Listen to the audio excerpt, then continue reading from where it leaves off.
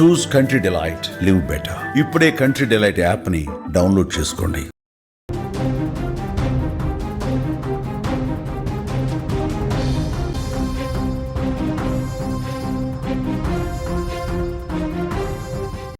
మరో breaking news చూస్తున్నాం. సిగాచి పరిశ్రమ ప్రమాద ఘటన దయనీయంగా మారిందని చెప్పుకోవాలి. మాంసపు ముద్దలుగా మారారు కార్మికులు. బాక్సుల్లో మృతదేహాలు, మాంసపు ముద్దలను తరలిస్తున్నారు. ఇంకా 10 మంది కార్మికుల ఆచూకీ కూడా దొరకని సిచ్యువేషన్ కనిపిస్తోంది. ఇంకా రెస్క్యూ ఆపరేషన్ ఇప్పటికి కూడా కొనసాగుతున్న సిచ్యువేషన్. సిగాచి పరిశ్రమ ఘటన ఇప్పుడు దయనీయంగా మారిందని చెప్పుకోవాలి. ప్రమాదంలో మృతి చెందిన కార్మికుల మాంసపు ముద్దలుగా మారగా వాటిని బాక్సులో పెట్టి DNA టెస్టులకు పంపిస్తున్నారు అధికారులు. వాటిని చూసిన కుటుంబ సభ్యులు గుండె తరుక్కుపోతోంది. ఎంతో ప్రేమించిన తమ కుటుంబ సభ్యులు చివరి చూపుకు కూడా అవకాశం లేకుండా మాంసంగా బాక్సులో కనిపించడం తలడిల్లిపోతున్నారు. ఇప్పటికే కార్మికుల కుటుంబ సభ్యుల నుంచి బ్లడ్ శాంపుల్స్ సేకరించిన డాక్టర్స్ DNA టెస్టులు కూడా చేస్తున్నారు. ఆ రిపోర్ట్ల ఆధారంగా డెడ్ బాడీలను అప్పగిస్తున్నారు. ఇటు మరోవైపు చికిత్స పొందుతున్న క్షతగాత్రుల్లో పలువురి పరిస్థితి విషమంగా ఉన్నట్లుగా సమాచారం. నిన్న మరో 2 కూడా చనిపోయారు. దీంతో అధికారికంగా మృతుల సంఖ్య 40కి చేరినట్లుగా సమాచారం. కానీ ప్రమాదంలో చనిపోయిన వారు సుమారు 50 మంది వరకు ఉంటారని కూడా అంచనా వేస్తున్నారు. ఇప్పటి వరకు 18 మృతదేహాలను గుర్తించి బంధువులకు అప్పగించగా మరో 22 డెడ్ బాడీలను గుర్తించాల్సి ఉంది. ఇటు మరోవైపు ఇంకా 10 మంది ఏమయ్యారో కూడా తెలియని సిచ్యువేషన్ కనిపిస్తోంది. అక్కడ శిథిలాల కింద ఎవరూ లేరని అధికారులు పక్క చెప్తున్నారు. క్షతగాత్రులు లేరు. మరి వారు ఏమయ్యారన్నది ఇప్పుడు ప్రశ్నగా మారిందని చెప్పుకోవాలి. తమ వారి ఆచూకీ తెలియక వారి కుటుంబ సభ్యుల్లో కన్నీటి సంద్రం అవుతున్నారు. అధికారులు, పోలీసులు కాళ్ల వెళ్లపడి తమ వారు ఎక్కడున్నారో చెప్పాలంటూ కూడా వేడుకుంటున్న సిచ్యువేషన్. ఫ్యాక్టరీ వద్ద సహాయక చర్యలు ఇంకా కొనసాగుతూనే ఉన్నాయి. శిథిలాలను జాగ్రత్తగా తొలగిస్తూ మృతదేహాలను బయటకు తెచ్చేందుకు రెస్క్యూ బృందాలు ఇంకా శ్రమిస్తూనే ఉన్నాయి. ఇక ఇదే అంశానికి సంబంధించిన మరింత సమాచారం మా సీనియర్ జర్నలిస్ట్ విజయ్ అందించే ప్రయత్నం చేస్తారు. విజయ్, దయనీయంగా సిగాచి పరిశ్రమ ప్రమాద ఘటన మారిందని చెప్పుకోవాలి. ఇప్పటి వరకు కూడా ఇంకా వారి మృతదేహాలు కనిపించిన సిచ్యువేషన్ అయితే కనిపిస్తోంది. నిన్న కూడా మనం చూసాం, ఆ ఫ్యామిలీ, ఆ రిలేటివ్స్ అందరూ వచ్చి కూడా ఇంకా మా వారి మృతదేహాలు కనిపించలేదు అని కూడా కన్నీటి పర్యంతమైన సిచ్యువేషన్స్ ఇంకా మనకి కనిపిస్తూనే ఉంది. ఏంటి? జానకి, అహ్మదాబాద్లో జరిగినటువంటి ఫ్లైట్ క్రాష్ దాదాపుగా 270 మంది పైగా చనిపోయారు. అందులో ఇప్పటికీ కూడా 20 మంది మృతదేహాలు వాళ్ళ ఫ్యామిలీ మెంబర్స్కి ఇవ్వలేనటువంటి పరిస్థితి. సో అదేవిధంగా అలాంటి పరిస్థితి ఇప్పుడు మన హైదరాబాద్లో కూడా చోటు చేసుకుంది. హైదరాబాద్లోని పాషమైలారంలో ఉన్న సిగాచి కెమికల్ ఫ్యాక్టరీలో జరిగినటువంటి పేలుడు దాటికి దాదాపు ఇప్పటి వరకు కూడా 35 నుంచి 40 మంది వరకు చనిపోయినట్లుగా అధికారికంగా చెప్తున్నారు. అయితే అందులో 10 మందికి సంబంధించినటువంటి మృతదేహాలు ఇప్పటి వరకు కూడా లభ్యం కాలేదు. మధ్యప్రదేశ్, జార్ఖండ్, అలాగే ఉత్తరాంధ్రలో ఉన్నటువంటి శ్రీకాకుళం జిల్లా, ఒడిశా ఈ ప్రాంతాల నుంచి వలస కార్మికులు, ఉద్యోగస్తులందరూ కూడా ఇక్కడ హైదరాబాద్కు వచ్చి ఈ కెమికల్ ఫ్యాక్టరీలో వీళ్ళందరూ కూడా గత కొన్ని సంవత్సరాల నుంచి కూడా పనిచేస్తున్నారు. అయితే వీళ్ళందరిలో కూడా చిన్న వయసు వారు ఉన్నారు, కొంత మధ్య వయసు వారు ఉన్నారు.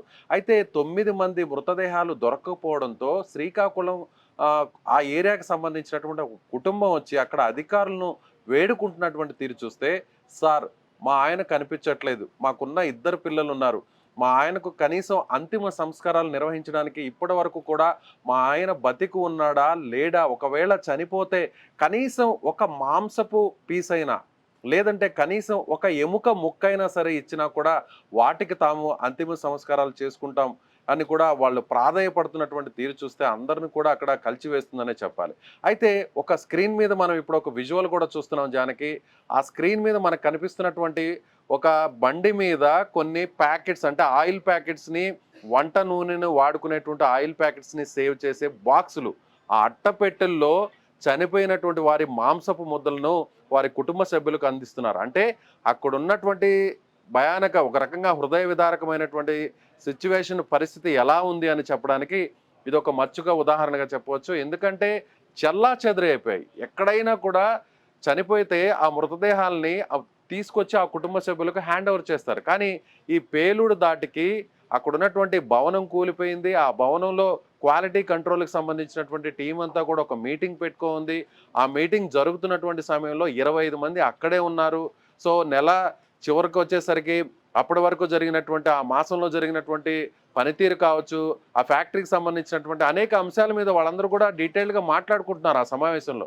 అలాంటి టైంలోనే ఒక్కసారిగా ఈ బ్లాస్ట్ జరగడం, ఈ పేలుడు జరగడంతో అక్కడ ఉన్నటువంటి బిల్డింగ్ పైకప్పు అంతా కూడా పూర్తిగా కూలిపోవడం జరిగింది.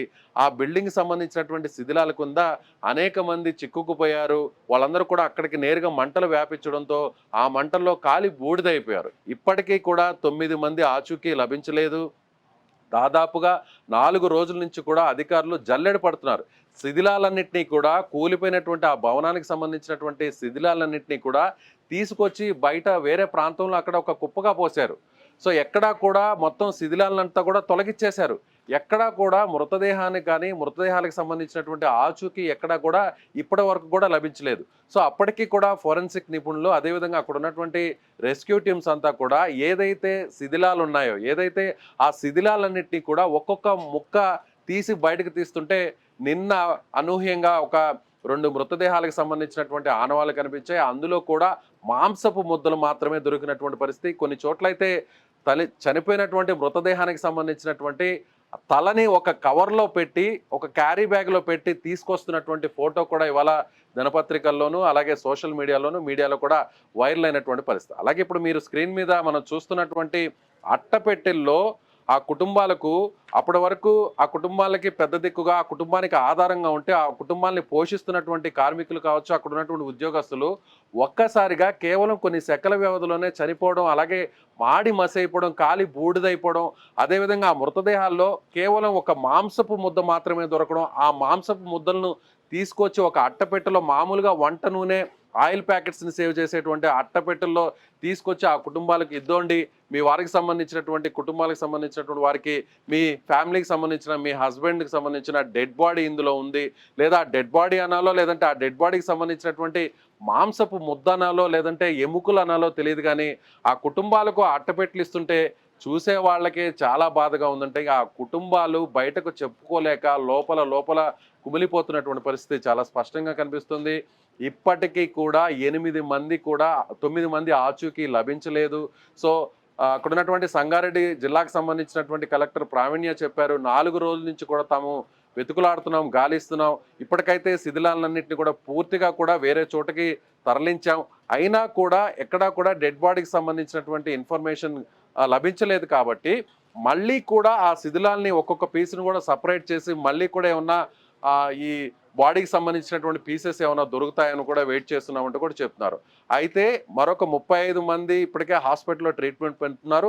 హాస్పిటల్లో ట్రీట్మెంట్ తీసుకుంటున్నటువంటి గాథ కూడా వారి దీనగాథలు కూడా వేరేలా ఉన్నాయి. ఏంటంటే బీహార్కి సంబంధించినటువంటి ఒక ఫ్యామిలీ నేరుగా వాళ్ళ అల్లుడు ఇక్కడ గాయపడడంతో తీవ్రంగా గాయపడి హాస్పిటల్లో చికిత్స పొందుతూ ప్రాణాపాయ స్థితిలో ఉన్నటువంటి ఆ వ్యక్తిని చూడడానికి వాళ్ళ మామ అక్కడికి రావడం జరిగింది. వచ్చినటువంటి మామకి కేవలం ఒక రోజు కొన్ని గంటల వ్యవధిలో ఆయన వచ్చి అప్పటికే తమ అల్లుడు ఎలా ఉన్నాడని అక్కడ హాస్పిటల్లో చూసి బయటకు వచ్చాడు. నేరుగా అతని చేతిలో ₹1,00,000 బిల్లు పెట్టారు. సో కొంతమంది ప్రైవేట్ హాస్పిటల్స్ కూడా ఇలా దోచుకు తింటున్నారు, ప్రభుత్వం ఈ విషయంలో ఆలోచించాలి, ఈ విధంగా ఇబ్బంది పెట్టడం కరెక్ట్ కాదంటూ కూడా బాధితులకు సంబంధించినటువంటి కుటుంబ సభ్యులు కూడా ఆవేదన వ్యక్తం చేస్తున్నారు. మరోవైపు అసలు ఈ ఘటన ఎలా జరిగింది, ఈ ఫైర్ యాక్సిడెంట్ అలాగే ఈ బ్లాస్టింగ్ గల కారణాలు ఏంటి అనేటువంటి విషయాన్ని కూడా అధికారులు వెలికితీస్తున్నారు. దీనికోసం ప్రభుత్వం కూడా ప్రత్యేకంగా ఒక కమిటీని కూడా ఏర్పాటు చేసింది. ఈ కమిటీ కూడా నిన్న పర్యటించింది. ఎక్కడైతే సంఘటనా స్థలం ఉందో ఆ సంఘటనా స్థలంలో మొత్తం అక్కడ ఉన్నటువంటి కొన్ని నమూనాలను కూడా సేకరించారు. ఫోరెన్సిక్ డిపార్ట్మెంట్ కూడా అక్కడ ఉన్నటువంటి ఆధారాలన్నింటినీ కూడా సేకరించారు. ఘటనకు గల కారణాలను కూడా వెలికితీస్తున్నారు. ఓవైపు అధికారులు తమ పని చేస్తున్నారు, మరోవైపు ఫ్యామిలీ మెంబర్స్ అక్కడ మార్చురీ రూముల బయట అలాగే ట్రీట్మెంట్ తీసుకుంటున్నటువంటి హాస్పిటల్స్ బయట కూడా వేచి చూస్తున్నారు. హాస్పిటల్లో చికిత్స పొందుతున్న వారిలో తమ వారు ఉన్నారేమో అంటూ ఆతృతగా అక్కడ పరుగులు తీస్తున్నటువంటి ఫ్యామిలీస్ ఉన్నైతే చనిపోయినటువంటి మృతదేహాలను అక్కడ మార్చురీలో భద్రపరిచినటువంటి అక్కడ ఆ ప్రాంతానికి వెళ్తున్నటువంటి ఫ్యామిలీస్ మరికొన్ని. ఇప్పటి వరకు కూడా 22 మెంబర్స్ అయితే దొరకని సిచ్యువేషన్, 22 మంది, ఇందులో 10 మంది అసలు ఏమయ్యారో కూడా ఇప్పటి వరకు తెలియని సిచ్యువేషన్ గా మనకి ఇక్కడ కనిపిస్తుంది. దీంతో పాటుగా ఒక హై లెవెల్ కమిటీని కూడా గవర్నమెంట్ ఏర్పాటు చేయడం జరిగింది. వాళ్ళు అదే పనిలో ఉన్నట్లుగా తెలుస్తుంది.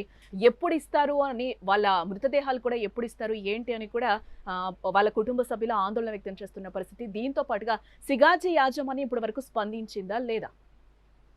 సిగాచి యాజమాన్యం అయితే స్పందించింది. చనిపోయిన వారి కుటుంబాలకు ₹1 కోటి ఆర్థిక సాయం అంటే నష్టపరిహారం కూడా అందిస్తామని చెప్పారు. అలాగే ఇమీడియట్గా ఎవరైతే గాయపడ్డారో ట్రీట్మెంట్ తీసుకుంటున్నటువంటి వారందరూ కూడా చిన్న గాయాలైనా సరే పెద్ద గాయాలైనా సరే వాళ్ళకి ఇమీడియట్గా అయితే కొంత ఆర్థిక సాయం చేయడానికి, అలాగే తీవ్రంగా గాయపడినటువంటి వారి కుటుంబాలకు 10 లక్షలు కూడా ఇస్తామనేటువంటి హామీ కూడా ఇచ్చింది. సో చనిపోయిన కుటుంబాలకు ఆర్థిక సాయం కానీ నష్టపరిహారం ఎక్స్‌గ్రేషియా ఇచ్చినా కూడా ఆ చిన్న చిన్న వయసు వాళ్ళు 25 సంవత్సరాలు 27 సంవత్సరాలు అప్పుడే మ్యారేజ్ అయ్యి చిన్న చిన్న పిల్లలు పుట్టినటువంటి వారు చనిపోవడం, ఆ కుటుంబానికి పెద్ద దిక్కుగా ఉన్నటువంటి వారు చనిపోవడం, ఆ కుటుంబాలు చనిపోయిన వారి గురించి ఆలోచించడం ఒక ఎత్తైతే, చనిపోయినటువంటి వారి మృతదేహాలను అప్పగించండి అంటూ ప్రాధేయపడుతున్నటువంటి తీరు మరో రకంగా బాధపెడుతుంది. మరికొంతమంది అయితే మృతదేహాలు పూర్తిగా ఇవ్వాల్సినటువంటి అవసరం కూడా తమకు లేదు. కనీసం ఒక మాంసపు ముద్దైనా దొరికినటువంటి ఆ మాంసపు ముద్దల్లో ఆ బాడీ పీసెస్‌లో కనీసం కొన్ని బోన్స్ అన్నా ఉంటాయి కదా! ఆ బోన్స్‌ని ఒకసారి DNA పరీక్షలు చేసి ఇప్పటివరకు కూడా ఆచూకీ కనిపెట్టలేనటువంటి మాంసపు ముద్దలు కావచ్చు, అలాగే ఎముకలు కావచ్చు, వాటికి సంబంధించినటువంటి ఆనవాళ్ళలో మా ఫ్యామిలీకి సంబంధించినటువంటి వాళ్ళ ఏమన్నా DNA ఆనవాళ్ళు ఏమన్నా ఉన్నాయేమో ఒకసారి మరొకసారి పరీక్షించండి, మరొకసారి టెస్టులు చేయండి. అవి మా కుటుంబానికి సంబంధించినటువంటి ఫ్యామిలీకి సంబంధించిన మా వ్యక్తులకు సంబంధించినటువంటి బాడీ పీసెస్ ఏమన్నా ఉంటాయేమో, ఆ ఎముకలు తమ కుటుంబానికి సంబంధించిన, తమ కుటుంబ పెద్దకు సంబంధించిన, తమ భర్తకు సంబంధించిన, తమ తండ్రికి సంబంధించినటువంటి ఆనవాళ్ళు అందులో ఉంటాయేమో అంటూ అధికారుల చుట్టూ వాళ్ళు తిరుగుతున్నారు, ప్రాధేయపడుతున్నారు. మార్చరీ బయట వాళ్ళు నిద్రాహారాలు మాని గంటల తరబడి అక్కడే వేచి చూస్తున్నారు. ఒక్కొక్క మృతదేహాన్ని ఏమైనా గుర్తిస్తారేమో, ఆ మృతదేహం తమదై ఉంటుందేమో అనేటువంటి ఆలోచించే వారి సంఖ్య ఒకవైపు అయితే, హాస్పిటల్లో ట్రీట్మెంట్ పొందుతున్న వారిలో తమ వారు ఉండాలి. చనిపోయిన మార్చరీలో తమ వారికి సంబంధించినటువంటి మృతదేహాలు ఉండకూడదు దేవుడా అని కోరుకునేవారు ఒకరైతే, ట్రీట్మెంట్ పొందుతున్న వారిలో తమ వారు ఉంటే చాలు అని కోరుకునే వారి సంఖ్య ఇంకోలా ఉంది. సో మొత్తం మీద 2 హాస్పిటల్లో ఇలా బాధితులకు సంబంధించినటువంటి కుటుంబ సభ్యుల ఆర్తనాదాలు రోదనలతో నిండిపోయాయని చెప్పాలి. అక్కడ జరిగినటువంటి ఈ ఇన్సిడెంట్ ఎంత ట్రాజడీకి మారిందో, ఎంత బాధ పెడుతుందో అనే దానికి ఒక చక్కని ఎగ్జాంపుల్గా మనకు స్క్రీన్ మీద కనిపిస్తున్నటువంటి ఆ విజువలే ఒక సాక్ష్యంగా మనం చెప్పవచ్చు. మాంసపు ముద్దల్ని అట్టపెట్టెల్లో పెట్టి, చిన్న చిన్న అట్టపెట్టెల్లో పెట్టి, ఆ అట్టపెట్టెల్ని ఇచ్చి ఇది మీ భర్తకు సంబంధించినటువంటి డెడ్ బాడీ, ఇది మీ తండ్రికి సంబంధించినటువంటి డెడ్ బాడీ అంటూ ఆ మాంసపు ముద్దలను అందించడం అనేది మాత్రం నిజంగా చాలా బాధాకరమైనటువంటి విషయంగా చెప్పవచ్చు జానకి. రైట్ విజయ్. మనం ఇక్కడ చూడొచ్చు సిగాచి పరిశ్రమ ఘటన ఎంత దయనీయంగా మారిందో. ప్రమాదంలో మృతి చెందిన కార్మికుల మాంసపు ముద్దలుగా మారగా వాటిని బాక్సుల్లో పెట్టి DNA టెస్టులకు పంపిస్తున్నారు. ఆ విజువల్స్ అన్ని కూడా మనం సుమన్ టీవీ స్క్రీన్ మీద కూడా చూస్తున్నాం. ఏ విధంగా బాక్సుల్లో తరలిస్తున్నారో కూడా మనకి కనిపిస్తున్నాయి. వాటిని చూసి కుటుంబ సభ్యులు గుండె తరుక్కుపోతుంది. ఎంతో ప్రేమించిన తమ కుటుంబ సభ్యులు చివరి చూపుకు కూడా అవకాశం లేకుండా పోతుంది. మాంసంగా బాక్సుల్లో కనిపించడం తల్లడిల్లిపోతున్నారు. ఇప్పటికే కార్మికుల కుటుంబ సభ్యుల నుంచి బ్లడ్ శాంపుల్స్ సేకరించిన డాక్టర్లు DNA టెస్టులు కూడా చేస్తున్నారు. ఆ రిపోర్ట్ల ఆధారంగా డెడ్ బాడీలను అప్పగిస్తారు. మరోవైపు చికిత్స పొందుతున్న క్షతగాత్రుల్లో పలువురి పరిస్థితి విషమంగా ఉన్నట్లుగా సమాచారం. నిన్న మరో 2 కూడా చనిపోయారు. దీంతో అధికారికంగా మృతుల సంఖ్య 40కి చేరినట్లయింది. కానీ ఈ ప్రమాదంలో చనిపోయిన వారు సుమారు 50 మంది వరకు ఉంటారని అంచనా వేస్తున్నారు. ఇప్పటి వరకు 18 మృతదేహాలను గుర్తించిన బంధువులకు అప్పగించగా మరో 22 డెడ్ బాడీలను గుర్తించాల్సిందే. ఇటు మరోవైపు ఇంకా 10 మంది ఏమయ్యారో కూడా తెలియటం లేదు. శిథిలాల కింద ఎవరూ లేరని కూడా అధికారులు చెప్తున్నారు. క్షతగాత్రుల్లో కూడా లేరు. మరి వారు ఏమయ్యారన్నది ఇప్పుడు ప్రశ్నగా మారింది. తమ వారి ఆచూకీ తెలియక వారి కుటుంబ సభ్యులు కన్నీటి సంద్రమవుతున్నారు.